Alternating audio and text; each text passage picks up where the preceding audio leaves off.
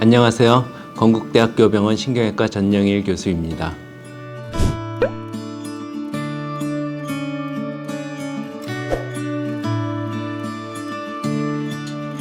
뇌혈관 기형과 뇌동맥류는 출혈을 일으킬 수 있다는 면에서는 서로 공통점을 가지고 있지만은 그 원인과 치료 방법에 대해서는 서로 다른 질환입니다. 그래서 먼저 간단히 설명할 수 있는 뇌혈관 기형에 대해서 먼저 설명을 드리면, 뇌혈관 기형은 말 그대로 혈관이 정상적이지 않고 기형적인 모습을 하고 있는 거예요. 그래서 그게 선천적으로 태어날 때부터 기형적인 혈관을 가지고 태어나시는 분들도 있고, 살다가 정상적인 혈관이 기형으로 변해가지고 기형으로 진단받는 분들이 있습니다. 그래서 그 기형으로 진단을 받게 된 분들이 이제 선천적인 경우에는 이제 잘 살다가 출혈이나 이런 것들을 일으키거나 아니면 검사를 해서 발견되는 경우가 많고, 후천적으로 생기는 기형인 경우에는 증상이 나타나서 검사를 하다 발견하게 되는 경우가 많아요. 그래서 그 기형의 문제는 뭐냐면은, 우리가 동맥과 정맥이 이어진 거를 뇌혈관에서는 기형이라고 하는데, 동맥은 우리가 알다시피 굉장히 압력이 높습니다. 우리가 혈압을 잴 때 120에 80이라고 하는 게 그게 동맥의 압력이고요. 그 다음에 정맥의 압력은 50, 30, 더 낮은 경우엔 15 이렇게 낮습니다. 그래서 동맥과 정맥의 압력 차이는 한 3배에서 5배 정도 나요. 그래서 동맥과 정맥 사이에는 모세혈관이 있어서 점점 가는 혈관으로 퍼졌다가 다시 그 혈관이 점점 굵어지면서 하나로 모이게 되는 그런 완충작용이 일어나게 되는데, 기형은 그런 중간에 완충작용을 하는 그런 혈관 구조들이 없는 거예요. 그래서 동맥의 압력이 정맥으로 완전히 전달이 되죠. 그래서 피가 역류한다든지 아니면은 그 압력을 견디지 못해서 출혈을 일으키게 되는 그런 질환입니다.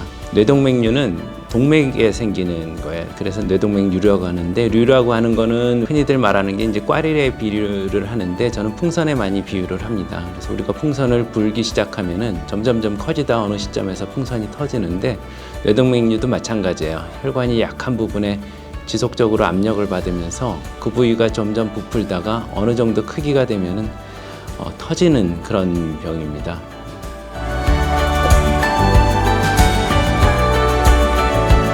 기형하고 동맥류를 얘기를 했었는데, 뇌혈관 질환은 그 두 가지 외에도 여러 가지가 많이 있거든요. 뇌동맥류를 먼저 설명을 드리면, 뇌동맥류는 대개는 전조 증상이 없어요. 우리가 배운 교과서에는 미리 경고하는 약한 출혈이 일어나는 경우가 있다고 하고, 그때 심한 두통을 일으키면서 환자는 괜찮은 그런 상태가 일종의 경고로 온다고 했는데, 그거는 굉장히 경험하기 어렵고, 대개는 터지는 순간에 의식을 잃거나 뭔가 문제가 생겨서 출혈을 일으키게 됩니다. 그래서 교과서적으로는 전조 증상이 있을 수도 있지만은 실제로 경험하는 거는 전조 증상은 없습니다.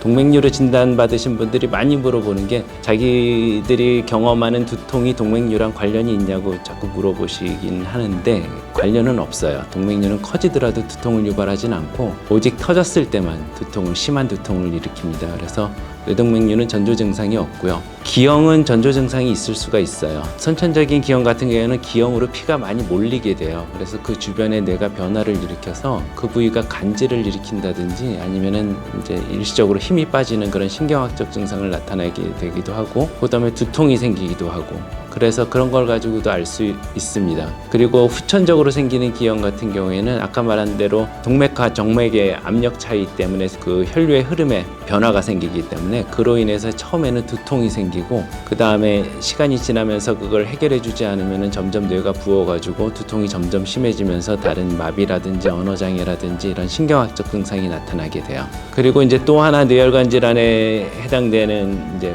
혈액순환이 잘 안 되는 거, 경동맥 협착이라든지 이런 것들은 대개는 아주 심하게 진행될 때까지는 증상이 없어요. 그런 병들 같은 경우에는 두통이 증상인 경우는 대개는 없고요.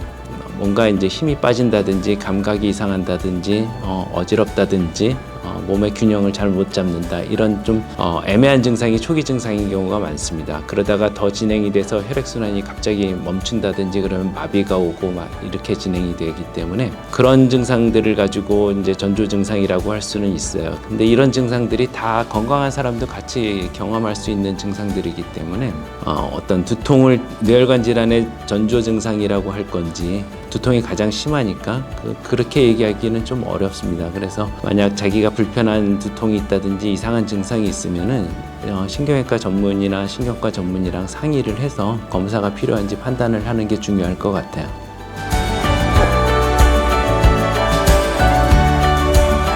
보통 우리나라는 검진을 굉장히 많이 하죠. 정기 검진을 굉장히 많이 합니다. 초등학교부터 때부터 하니까. 근데 뇌 영상을 찍는 시기는 보통 한 중년이 넘어가는 시기에 찍어보는 게 좋을 것 같아요.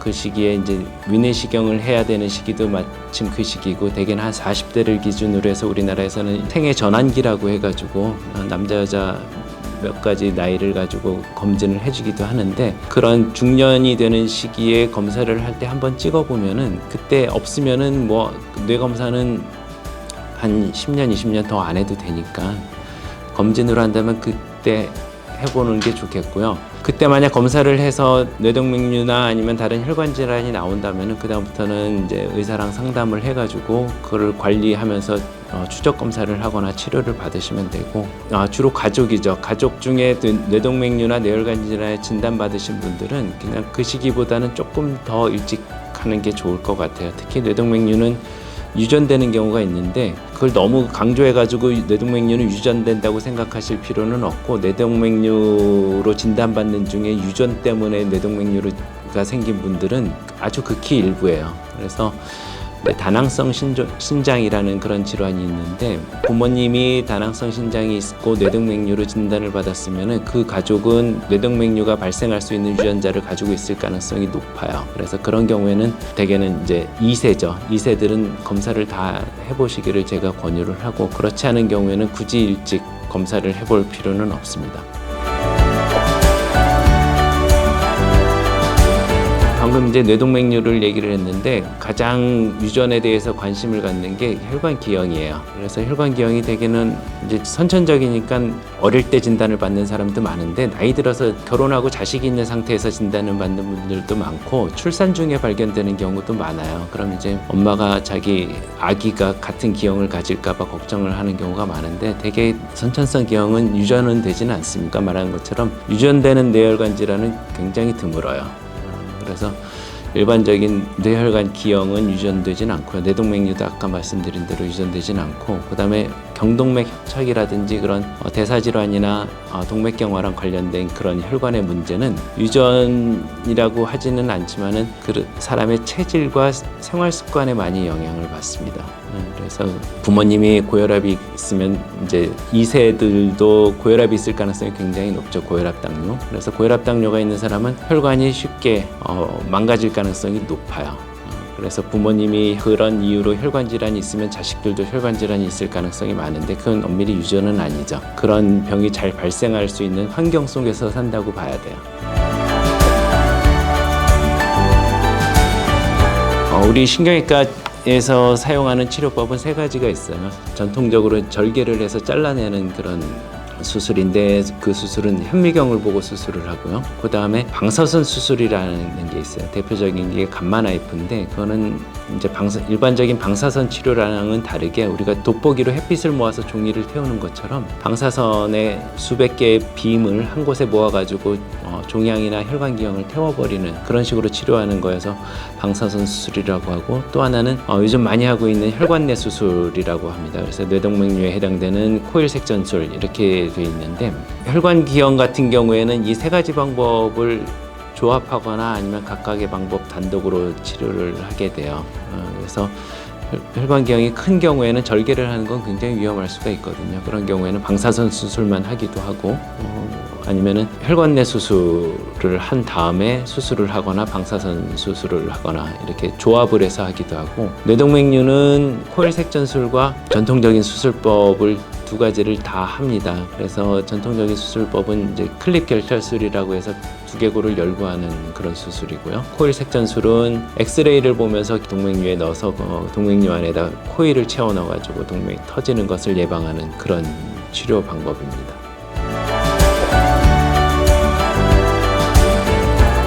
근데 결국은 당부라기보다는 환자들이 진료실에서 가장 이런 질환들에 대해서 물어보고 조언을 구하는 거에 대해서 말씀을 드리고 싶은데, 일단 이제 검사는 우리는 많이 하니까 진단은 이제 경제적인 여력만 되면 진단하는 거는 문제가 없는 것 같아요. 이제 터져서 오시는 분들도 있지만은 그에 비해서 미리 발견되는 경우는 굉장히 많아요. 그래서 미리 발견된 경우를 기준으로 말씀을 드리면은 우리 단계적으로 생각을 해야 돼요. 그냥 내가 어떤 병이 걸렸다고 얘기를 들으면은 그다음부터 완전 공황 상태가 되셔가지고 설명을 해도 잘 이해를 못 하시고 막 걱정만 하고 그러다가 막 무조건 치료해야 된다 막 이렇게 막 휩쓸려가는 경우가 있는데 단계적으로 어떻게 결정을 해야 되냐면 첫 번째 제일 중요한 건 치료할지 두고 볼지를 결정을 해야 되는 거예요. 지금 말씀드린 이 뇌혈관 질환들은 다 치료 안 한다고 해서 잘못되지는 않아요. 많이 진행된 것들은 치료를 해야 되지만 초기에는 아직 치료 안 하고 수술 안 하고 그냥 약물 치료나 관리만 잘해도 되는 경우도 있습니다. 동맥류도 크기가 작은 경우에는 좀 더 지켜봐도 되고요. 그래서 그런 거를 너무 공포스럽게 빨리 수술하는 쪽으로 결정을 해가지고 불필요한 수술을 받거나 아니면 수술하다 문제 생기는 경우가 있는 거를 막아야겠고요. 그 다음에 수술을 하기로 결정을 하면은 그 다음에 어떻게 할 거냐 하는 건데 그거는 사실은 의사가 판단할 일인데 요즘은 환자들도 정보가 많아요. 그래서 코일 색전술이라는 게 요즘 많이 알려지고 있으니까 그거는 누가 봐도 굉장히 좋아 보이거든요. 절개도 안 하고 입원도 많이 안 하고 아프지도 않고 좋아 보여요. 그래서 이제 그거를 선호하고 의사들도 마찬가지로 좀 다른 이유지만 그 방법을 선호를 합니다. 왜냐하면 수술 시간이 짧아요. 그리고 환자도 빨리 퇴원시킬 수 있고 그리고 요즘 주목받는 치료법이고 그렇기 때문에 의사들도 그걸 하고 싶어 하는데 근데 수술은 어떤 방법이든지 간에 위험성이 있어요. 그래서 그 위험성을 뇌동맥류를 예를 들면은 뇌동맥류를 치료 안 했을 때 위험성과 그거를 치료할 때 감수해야 될 위험성을 비교를 해야 돼요. 그래서 그게 격차가 많이 생기면은 위험성은 높은데 치료 위험성은 낮다. 그럼 이제 치료를 하는 쪽으로 하는 거고요. 동맥류가 터질 위험성은 낮은데 치료 위험성은 높다. 그럼 치료를 안 해야겠죠. 동맥류가 터질 위험성도 낮고 치료 위험성도 낮다. 그럼 뭐 할 수도 있고 안 할 수도 있는데 안 해도 되는 거를 굳이 할 필요는 없다고 생각하는 의사도 있고 안 해도 되지만 해놓는 게 마음이 편하니까 하자 이런 식으로 결정할 수도 있고 그거는 이제 상의해서 결정할 일입니다. 어려운 거는 터질 위험도 높은데 수술도 위험한 경우예요. 그 경우는 이제 환자들이 되게 그런 식으로 설명을 하면은 되게 다른 병원으로 갑니다. 큰 병원을 찾아서 가가지고 어떻게든 치료를 받는데 대부분의 그런 식으로 설명하는 의사들은 거기에 대한 경험이 있기 때문에 설명을 하는 거거든요. 그런 어려운 케이스를 안 해본 의사들은 그렇게 자세하게 그런 위험성에 대해서 설명을 못하고 일반적인 얘기밖에 할 수밖에 없어요. 그래서 치료를 꼭 받아야 된다고 하면은 치료 방법을 어떻게 누구는 어느 병원에 가서 치료했더니 잘 됐더라 누구는 이 방법으로 치료하니까 잘 됐더라 이런 식으로 결정하실 게 아니라 의사한테 각각의 치료 방법이 나한테 맞는 방법인지 설명을 충분히 들으시고 생각을 깊이 하신 다음에 결정을 해서 치료를 받으셨으면 좋겠어요. 네, 지금까지 건국대병원 신경외과 전영일 교수입니다. 감사합니다.